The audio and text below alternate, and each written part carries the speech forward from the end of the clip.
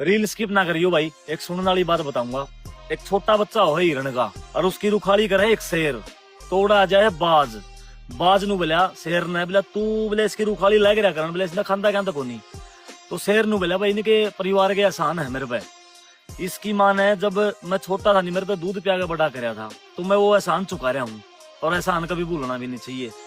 तो बाज नु बोला बोला फिर तो बोला मैं भी एहसान करूंगा किसी न किसी पे भाई, यह बात है। तो बाज ने देखा एक चूहा नाल में तैरने लग रहा पानी का, मैं उसने चोंच पकड़ के और चूहा बाहर काट के धर दिया। वो चूहा बच गया। उसका जब जाडा जुडा उतरा तो रात ने जब बाज निंदा में था तो उसके सारे पंख उतर गया चूहा। तो ये बाज वह उड़ा नहीं गया। तो बाज आया शेर के दौरे, बोला यो क्या करवा दिया तू, कहता किसी पे एहसान कर ले, मन तो एहसान भी कराया था, इसने मेरे पंख काट दिए। तो शेर नु बोला बोला तो फिर बोला एहसान भी नस्ल देख कर करया कर, हर आदमी एहसान के काबिल भी नहीं होता।